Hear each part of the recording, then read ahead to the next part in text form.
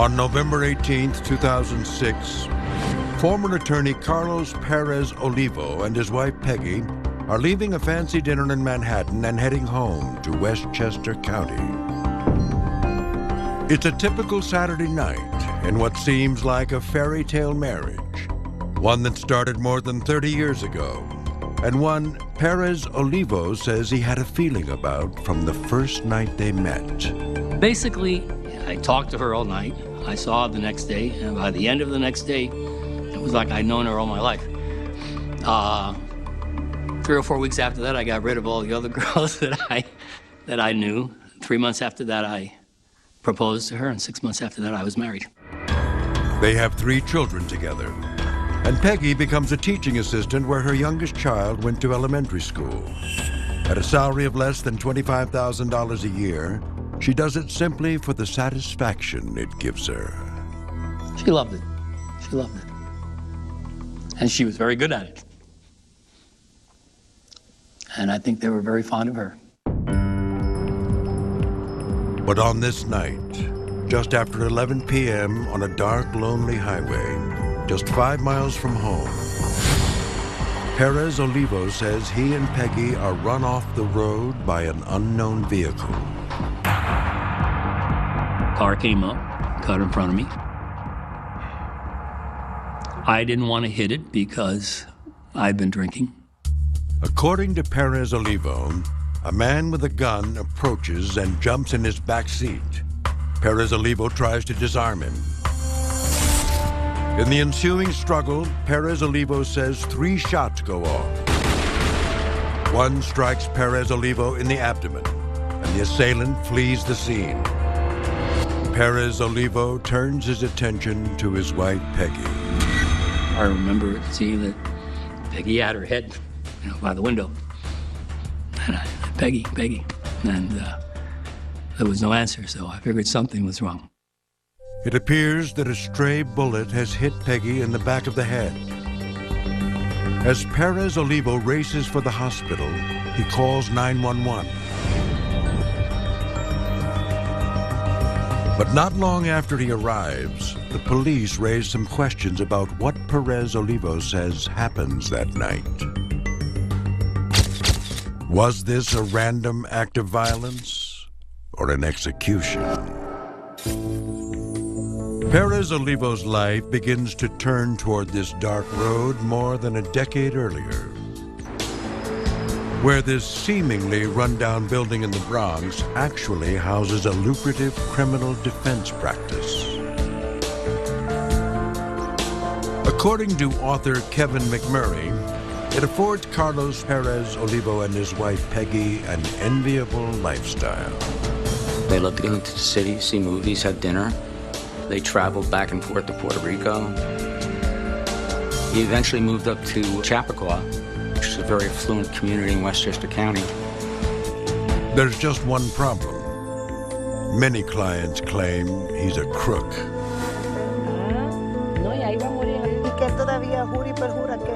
Belzebel Fernandez is a second-generation American living and working on Long Island.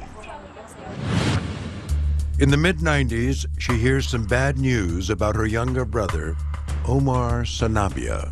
He was just, a young kid hanging out with the wrong crowd. And the way that it is, it ended up in the wrong direction. Omar has been arrested for assault. As he sits in jail, Belzebel and her mother scramble to find an attorney, and they find Carlos Perez Olivo.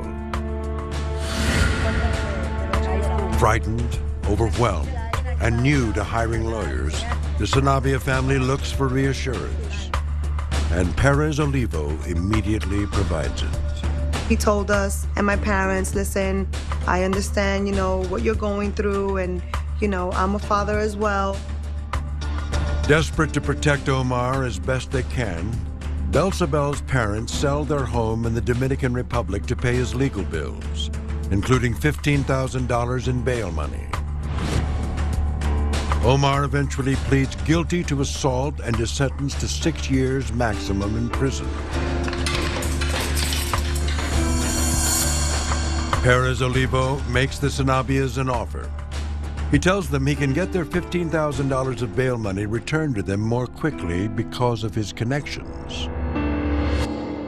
Since they still owe him $5,000, he signs a note saying he'll take that balance out of the $15,000 of bail money and return $10,000 to them.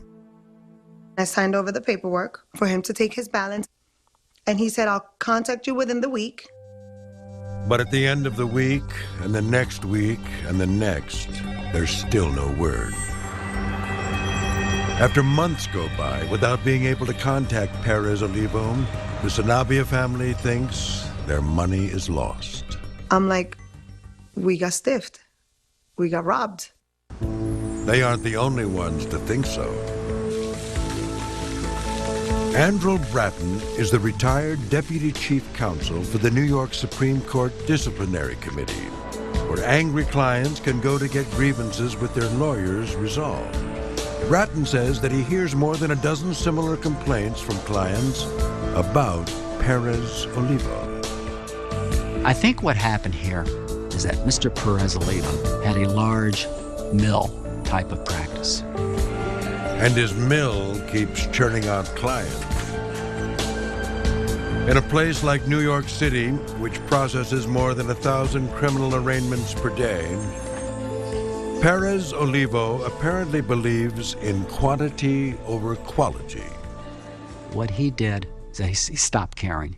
He had so many clients, it was such a business, life was good, and these people just became a cash register for him. When American Greed returns, Carlos Perez Olivo continues mining clients for money. But can he keep taking it without consequence? These people you don't walk over. This was Mr. Perez Olivo's downfall, because he assumed he can just walk over everybody.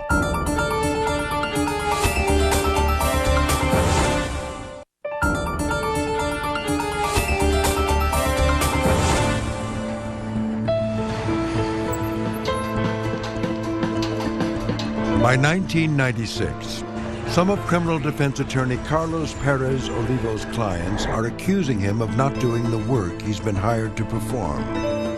But when they try to get their money back, they can't find him. I kept calling and kept calling. Nobody would ever return their call to me. So I went over there and he wasn't there. Nobody was there. He's gone. Perez Olivo has uprooted his family from the plush New York suburbs and taken them to his hometown of San Juan, Puerto Rico. Bo Vasquez is a longtime friend of Perez Olivo dating back to the 70s, when Vasquez was a court reporter in the Puerto Rico Federal Court, and Perez Olivo was a young attorney just starting out. He had a gift, his voice, his diction. It got to the point, whenever Carlos was in trial, people could fit into the courtroom. They wanted to see him in action because he would put on a show. He was an actor. And as his legend grew, so did his clientele. Whenever he would go to visit his clients in prison, they told him that they had other inmates that wanted to use him as an attorney, and they wanted to dispense with the services of their prior attorney. It's a level of success he'll need to repeat upon his return to the island 15 years later. Vasquez says that Perez Olivo's wife, Peggy, has become accustomed to a certain lifestyle. She had to have a certain type of a car, and she needed to have a cleaning woman, and she had to have a house of certain dimensions. Both my wife and I kind of believe that you never knew when life was going to end. So we lived as well as we could. It means the pressure is on Perez Olivo. He felt that he had to get a lot of cases, he had to get a lot of clients, he had to charge them higher fees, and he had to deliver. From what Vasquez remembers of the Perez Olivo of the 70s, he thinks delivering will be no problem for the mesmerizing courtroom performer. But Vasquez soon discovers that the Carlos Perez Olivo who left the island more than 15 years ago is not the same man who has returned. Some time goes by, and I was approached by many of these attorneys that told me how disappointed they were in Carlos and how ineffective he was and things that he was doing. He was falling asleep in court. And his clients are outraged. He was taking the money and not doing the work that he was supposed to have been doing. One client claims to have given Perez Olivo $30,000 to work on an appeal, which Perez Olivo never files. He simply takes the money and breaks off all contact. And that client isn't alone. 3 more clients issue complaints, and the Puerto Rico federal court decides to step in. There was a hearing held before a magistrate, and they cited several cases, and they recommended to the judge that he be disbarred. Instead of answering the charges, Perez Olivo agrees to surrender his license in Puerto Rico and returns his practice to New York. But a change of scene doesn't mean a change of method. Some clients in New York say he's just back to his old tricks. What do I think? He is a lowlife. Angie Stone is a widow living in Westchester County in New York. In 2001, her housekeeper, Tranquilina Leguizamon Diaz, an illegal immigrant from Paraguay, is arrested in a sting operation for trying to buy a visa illegally from an undercover agent. Diaz is eventually convicted of bribing a public official.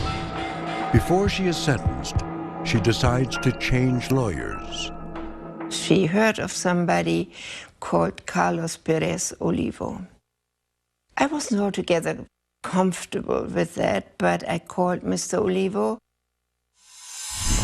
Diaz and her husband gather their entire life savings, $13,000, to retain Perez Olivo. But it's not enough. Stone agrees to put in another $7,500 herself. Eileen Shapiro is the attorney who will later take over Diaz's case. He didn't do anything. He didn't say anything. He didn't do anything. He didn't put in a sentencing memorandum. It was like he wasn't even present.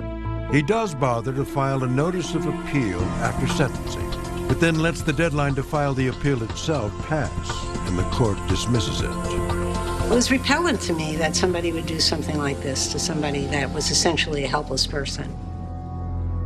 For Shapiro, there's only one explanation. He didn't want to write a brief. It's not an easy thing to do, and he took his money, he spent his money, and now it's time to write his brief, and he doesn't want to do it. The most common complaint against him was that he neglected my case or he didn't do enough. Andrew Bratton begins gathering complaints about Perez Olivo in the early 2000s. As part of his role as Deputy Chief Counsel for the New York Supreme Court Disciplinary Committee. He says all the complainants have one thing in common. Every criminal defendant is faced with deprivation of civil liberty. So by definition, every criminal defendant is scared. And in these cases, not only is the criminal defendant scared and vulnerable, but the families of the criminal defendants are scared and vulnerable. While Tranquilina Leguizamon Diaz is sitting frightened in jail, waiting for some kind of news or progress, worrying about the welfare of her 2 young children, Carlos Perez Olivo does nothing. Well, not nothing. We traveled a lot. I had a lot of cars. I like cars. We'd shop. We'd eat at good restaurants. We believed that you couldn't take it with you, so you might as well enjoy when you could. And as it turns out, I think it was not such a bad philosophy. Not if you can get away with it. To Perez Olivo, $10,000 or $20,000 means a family vacation in Europe. But to some of his clients, it's their entire life savings. And one of those clients catches up to him. The Sanabria family had given up on ever recovering the $10,000 that Perez Olivo had walked away with 5 years earlier. But suddenly, fate intervenes. My older brother was at the courthouse and kind of remembered his face. And he had never met my older brother. So he went up to him and said, "Oh, are you a lawyer?" And he said, "Yeah." So he gave him the business card. After nearly 5 years of searching, Belsabel Fernandez has found the man who took her parents' $10,000. and files a complaint with the New York Supreme Court Disciplinary Committee. When American Greed returns, living off his clients' backs is about to catch up to Carlos Perez Olivo. Will he be able to get by without them? His credit card debt was mounting. He had no apparent source of income. Or will it lead him down a path where there's no turning back? Are you driving a car right now? I'm trying to get my wife to the I'm trying to get my wife to the hospital. I think she might be.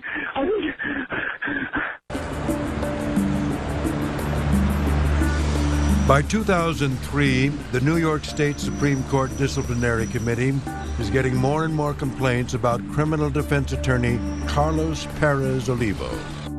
Some clients say he's just a con man, taking their money, but not doing any of the work.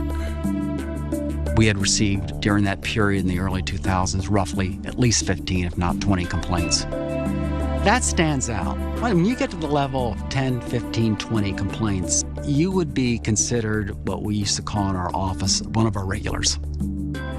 The disciplinary committee alerts Perez Olivo to the complaints, but he doesn't seem too concerned. You're supposed to answer the complaints right away. Well, I didn't answer them. Sometimes I'd wait, and there was 3 or 4 of them. At 3 or 4 months, I got 4 or 5 threatening letters, and so they weren't very happy with me. And the complaints keep piling up. In June 2003, Nilsa DiGiacomo gives Perez Olivo $10,000 to represent her nephew, Miguel Delgado, who has been incarcerated for conspiracy to distribute narcotics. I was scared to death. I was thinking about his kids, about him going to jail, all the horror things that I heard happens in jail. But less than 5 weeks later, a federal judge kicks Perez Olivo off the case. He could represent me for real, because he said that he could. Unbeknownst to Delgado, Perez Olivo is already representing a co-conspirator of his, Juan Cruz, a clear conflict of interest. Perez Olivo claims that Delgado knew there was a possibility of a conflict. And in fact, part of the $10,000 fee was to research whether or not Perez Olivo would be able to take his case. I mean, it makes no sense. There's so many lawyers out there. Why would you pay one lawyer $10,000 to find out if he could be a lawyer? It makes no sense. When Perez Olivo refuses to return the money, DiGiacomo and Delgado join the group of complainants with the disciplinary committee. The vast majority of attorneys out there gingerly treat these people because they understand that these people are over a barrel. There are a small segment of attorneys who will use this as an opportunity to enrich themselves, and this is what Mr. Perez Olivo did. Andrew Bratton begins disbarment proceedings in the summer of 2005. For many of Perez Olivo's clients, it's their first chance to confront him. I wanted to jump over the desk and just punch him in the face. These people you don't walk over. In these particular cases, this was Mr. Perez Olivo's downfall, because he assumed he can just walk over everybody. It's also the first time they get to hear Perez Olivo's response to their charges. I earned the money. I have no doubt I did. You know, Abraham Lincoln, president we all quote a lot, basically said an attorney's stock and trade is time. Because I don't sell potatoes, okay? I sell my time. His clients see it quite differently.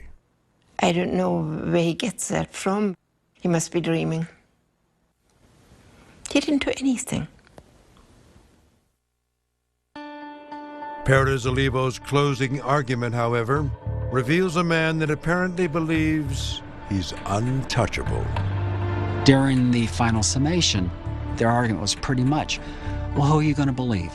Are you going to believe this practitioner who's been practicing for 25 years, or are you going to believe criminal defendants and their families? Who are you going to believe? In this case, the court makes perfectly clear who it believes, the clients, and Perez Olivo is disbarred. I felt that justice was done. That he earned. But surprisingly, the decision delights him as well. I was dancing almost, because I felt like a big weight had been taken off my shoulders. I didn't want to do this anymore. He claims he's as happy as ever. I had a lot of fun. I met a person who, there is such a thing as a soulmate, she was. I had my children. I had everything I wanted, yeah. Perez Olivo says his disbarment has cost him nothing. He has plenty of opportunities outside of law to make money, which is good because he's going to need it. He has a lot of expenses to keep up with. Most noteworthy, the $5,500 a month rent he has to pay for his new house in Chappaqua, the one 3 doors down from the most famous power couple in the world, Bill and Hillary Clinton. For Perez Olivo to keep his head above water, he's going to have to get creative, dangerously so. When American Greed returns, Carlos Perez Olivo finds himself fighting for his life in more ways than one. The woman and her husband, a disgraced lawyer, were attacked Saturday night.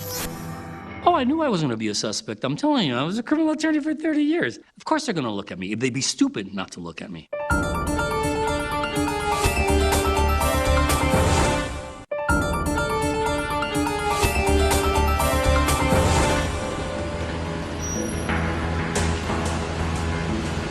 On November 18, 2006, recently disbarred attorney Carlos Perez Olivo and his wife Peggy are enjoying a date night in Manhattan. By around 10 p.m., they are on their way home. As Peggy sleeps, Perez Olivo decides to fill the car with gas. That decision will take them up Route 100, a twisting highway through dark woods. There are no lights and little traffic. On the way to the station, tragedy strikes. 911. Hi. I just got. Are you in our thing? We just got shot. To get to the gas station, there's a stretch of road that's basically isolated. Car came up, cut in front of me. He says he comes to a complete stop, barely avoiding a collision with the car in front of him. Next thing I knew, the guy opened the back door. He got out. He had a gun. I mean, I remember coming to the side. He opened the door and got in the back seat. According to Perez Olivo, the man doesn't say a word, but holds the gun up where Perez Olivo believes he can grab it. What I did was I grabbed the gun. I was trying to twist it to take it away from him. And we were struggling. Gunshots, gun fired. I believe it was 3 shots. One of the shots hits Perez Olivo in the side, allowing his assailant to escape. Perez Olivo turns his attention to his wife in the front seat. I remember seeing that Peggy had her head by the window. And I Peggy. And there was no answer, so I figured something was wrong. What happened to you? He ran me off the road. He ran you off the road? Yeah, went back seat. Okay, are you driving a car right now? I'm trying to get my wife to the hospital. I think she might be. Okay. She got shot. Okay, take it easy. She got shot, you said? Within 15 minutes, they are at Northern Westchester Hospital. Perez Olivo is shot through the side, but the injury is not life-threatening. Peggy, however, is much worse. She has been shot in the back of the head and is completely non-responsive. I was telling them, forget about me. Go take care of my wife. Forget about me. They sedated me a bit and took my clothes off and then cleaned me up. And I never saw my wife again. Before dawn, Peggy succumbs. The assault has become a homicide, and the story makes headlines all across New York. Rebecca Baker covers courts and crime for the Westchester newspaper, the Journal News. It was a huge story right from the beginning. The big news typically in that section of the county is when a BMW gets dinged. And public comments by the police just add fuel to the fire. The story was unusual, and that's the way we looked at it. It said, have you ruled him out as a suspect? And they said, we haven't ruled anybody out. And that was really the first clue that he was being looked at as having some kind of involvement in Peggy's death. In the meantime, Perez Olivo continues to cooperate with police, and he has his own possible theory about what happened that night. The first thing out of the police's mouth was, have you ever been threatened? Do you have any problems? So, yeah, I've had death threats. One of the names that I initially gave them was Elio Cruz. Perez Olivo represented Elio Cruz in a murder trial in 2005. Like many of Perez Olivo's clients, Cruz is left with a bitter taste in his mouth. He basically botched the defense. He was in the middle of his closing arguments, and he said he had forgotten the rest of his statement. Perez Olivo claims this is a distortion of the truth. In the closing argument, I said to the jury, as I always would say a lot of times, look, I think he's not guilty because of this. There may be things that I didn't catch or that I'm forgetting now. If forgetfulness is his strategy, it doesn't work. When the verdict comes back guilty, Elio Cruz is outraged. And according to Perez Olivo, Cruz lets him know it. Basically, I believe the threats were that his life was ruined and he was going to ruin my life. Could that include murder? When American Greed returns, has Perez Olivo's cavalier lawyering led to his wife's death? Or do the police have another idea? Their narrative of this whole ordeal was that this was a murder for money. In Westchester County, New York, investigators from the Newcastle Police Department continue questioning disbarred attorney Carlos Perez Olivo about the 2006 shooting death of his wife, Peggy. Perez Olivo continues to present the possibility that an ex-client orchestrated the roadside ambush that killed his wife, but police apparently don't think this was a hit gone bad. In November of 2007, reporter Rebecca Baker is alerted to 2 civil court filings that suggest what the police might be thinking. 2 life insurance companies stopped payment on Peggy Perez Olivo's death because Carlos still hadn't been ruled out as a suspect. On December 20th, 2007, Perez Olivo is indicted for the murder of his wife. Once the papers were handed up with the indictment, it really ripped open the whole case and showed what the police had been working on all these months. The prosecution will show that Peggy had nearly $900,000 of life insurance at the time of her death, an amount that had increased by more than 50% in the previous 18 months, with Perez Olivo named as the primary beneficiary. And it appears that Perez Olivo could use it. Prosecution documents cite that he has less than $200 in his 3 bank accounts at the time of her death. And furthermore, Perez Olivo had been carrying on a 10-year affair with a woman he had met in Puerto Rico. In fact, he sent her flowers just 2 days before the murder. This whole alternate story that had nothing to do with a hitman, that had nothing to do with an ambush, all of a sudden came out. The whole game had changed. Yeah, I'm sure we have it. Why don't you... Perez Olivo hires attorney Christopher McClure to defend him. To McClure, the affair is simply a cheap distraction. They had no direct evidence linking him to the murder of his wife. So what they had to do is they had to show or try and show a jury that he wasn't a nice guy. You shouldn't believe him. He's a disbarred attorney. He cheats on his wife. Based upon those things, he killed his wife. The mere fact that I did send her flowers more or less on that day shows that the last thing from my mind was to do anything wrong. Because, I mean, I think you can tell I'm a fairly intelligent person. I'm not an idiot. And that's only an idiot would do something like that, all right? For prosecutors, the affair simply shows Perez Olivo's ability to put his own concerns ahead of those of his family. The mistress was a side attraction. Their narrative of this whole ordeal was that this was a murder for money. When the trial begins on September 12, 2008, the Westchester County District Attorney's Office, led by Janet DeFiore, lays out its case.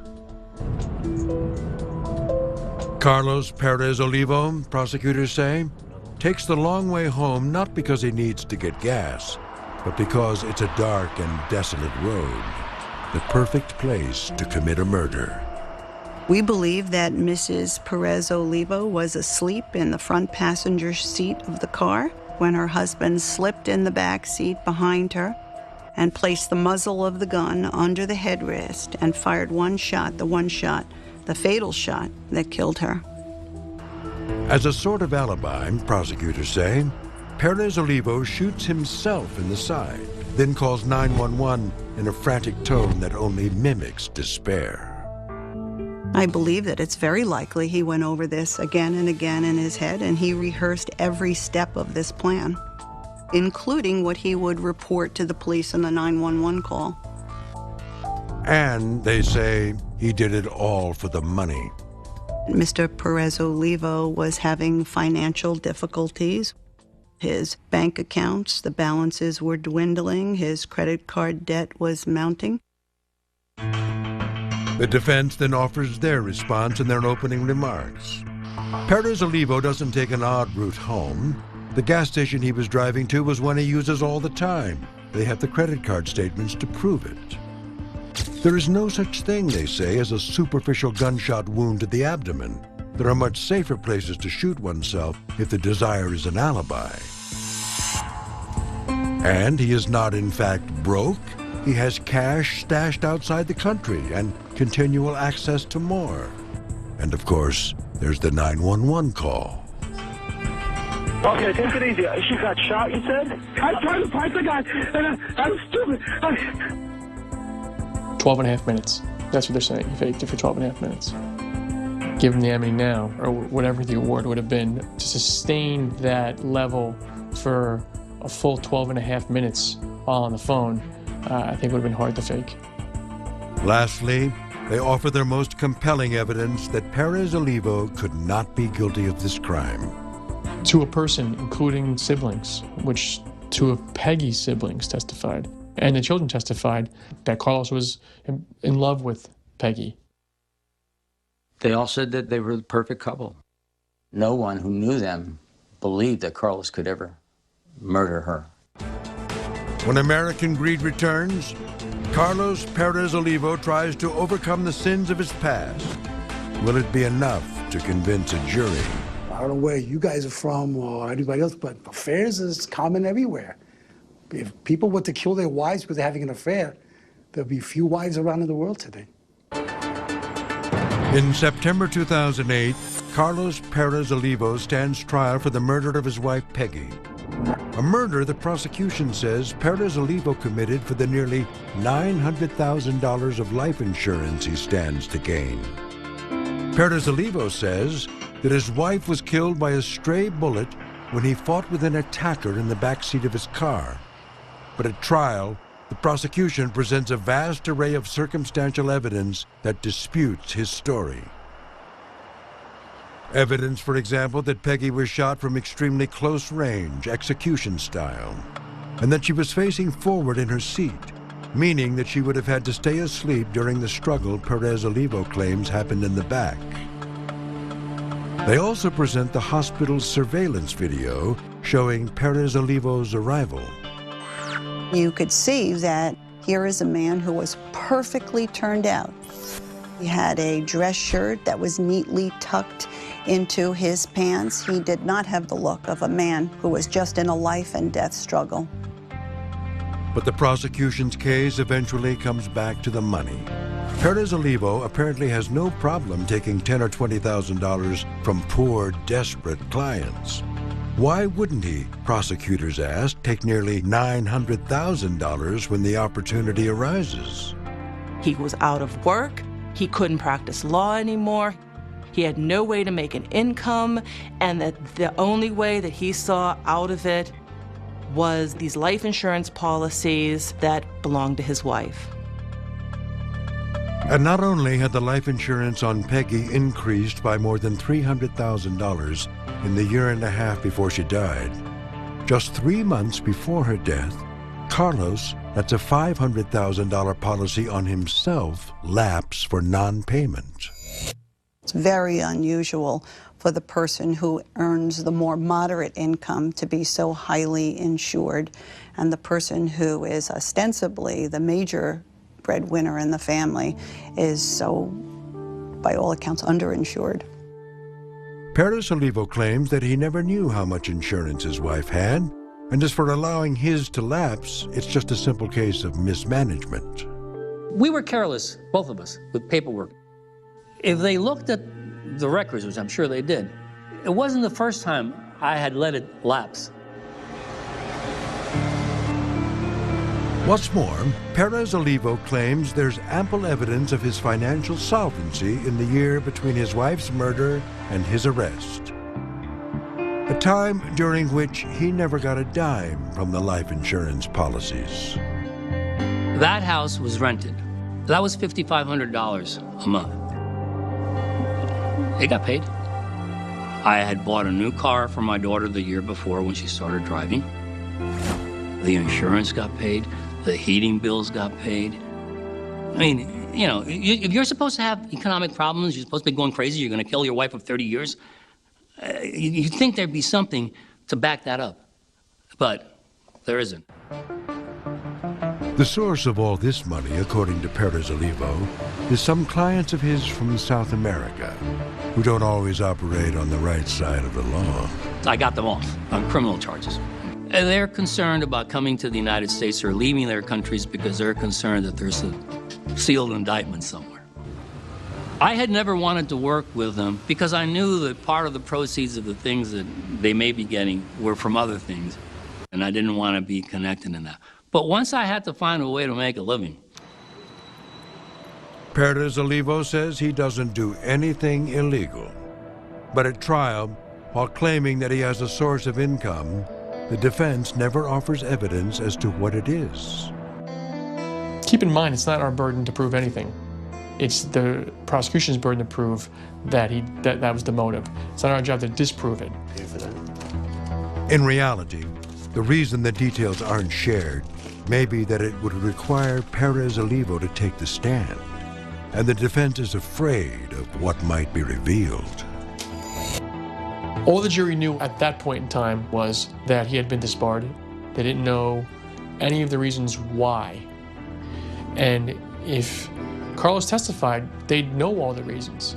So it would have added, now he's disbarred, he cheats on his wife, and he cheats his clients. Perez Olivo's shady past has come back to haunt him. The man who once dazzled juries with his speech now sits silent in his own murder trial.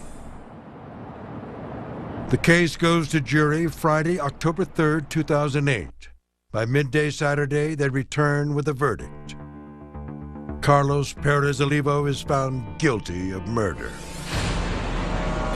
Sentencing is 8 weeks later. His children, utterly convinced of their father's innocence, pass a letter on to Christopher McClure to read to the judge on their behalf. My family has been destroyed. We have no mother. Now we have no father. It is impossible to describe the anguish each of us deals with on a daily basis. Look, as a professional, as a mother, of course, my heart breaks for those children. I can't imagine what it's like to have lost your mother and to have a jury tell you that you lost your mother at the hands of your father. Nevertheless, District Attorney Janet DeFiore believes that Perez Olivo should serve the maximum time allowed by law. And Judge Barbara Zambelli agrees. Calling Perez Olivo a master of deceit, she hands down the maximum sentence, 25 years to life. Perez Olivo is currently working on his appeal, and he is confident that his conviction will be overturned. But for now, he sits waiting in the Attica Correctional Facility in New York. In a sense, just marking time. You know? So nobody can do anything to me now that can hurt me, because it's already been, nothing will compare. I survived that. I almost didn't, but I have. If I got sentenced to 7, 8 years, why can't you get sentenced? The only way... To some former clients, he is exactly where he belongs. After all, Perez Olivo's path from disbarment to prison began with them sitting in jail, waiting for him. We were thinking about our families. He didn't feel sorry for me. He didn't feel sorry for none of us. You want me to feel sorry for him? No. For his family? No. Not at all.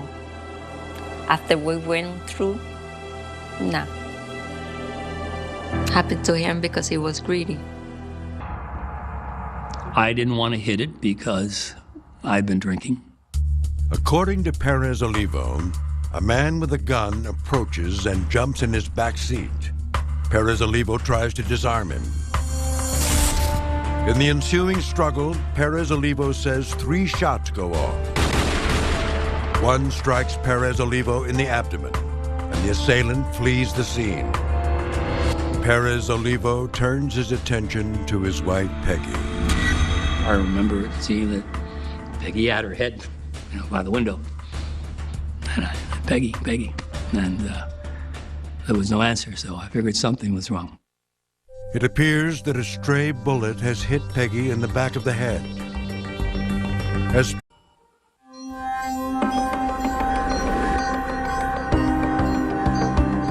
On November 18, 2006, former attorney Carlos Perez Olivo and his wife Peggy are leaving a fancy dinner in Manhattan and heading home to Westchester County. It's a typical Saturday night in what seems like a fairy tale marriage, one that started more than 30 years ago, and one Perez Olivo says he had a feeling about from the first night they met. Basically, I talked to her all night. I saw her the next day, and by the end of the next day, it was like I'd known her all my life. 3 or 4 weeks after that, I got rid of all the other girls that I knew. 3 months after that, I proposed to her, and 6 months after that, I was married. They have 3 children together, and Peggy becomes a teaching assistant where her youngest child went to elementary school. At a salary of less than $25,000 a year, she does it simply for the satisfaction it gives her. She loved it. She loved it. And she was very good at it. And I think they were very fond of her. But on this night, just after 11 p.m. on a dark, lonely highway, just 5 miles from home, Perez Olivo says he and Peggy are run off the road by an unknown vehicle. Car came up, cut in front of me. Perez Olivo races for the hospital. He calls 911. But not long after he arrives, the police raise some questions about what Perez Olivo says happens that night. Was this a random act of violence or an execution? Perez Olivo's life begins to turn toward this dark road more than a decade earlier, where this seemingly rundown building in the Bronx actually houses a lucrative criminal defense practice. According to author Kevin McMurray, it affords Carlos Perez Olivo and his wife Peggy an enviable lifestyle. They love to go into the city, see movies, have dinner. They traveled back and forth to Puerto Rico. He eventually moved up to Chappaqua, which is a very affluent community in Westchester County. There's just one problem. Many clients claim he's a crook.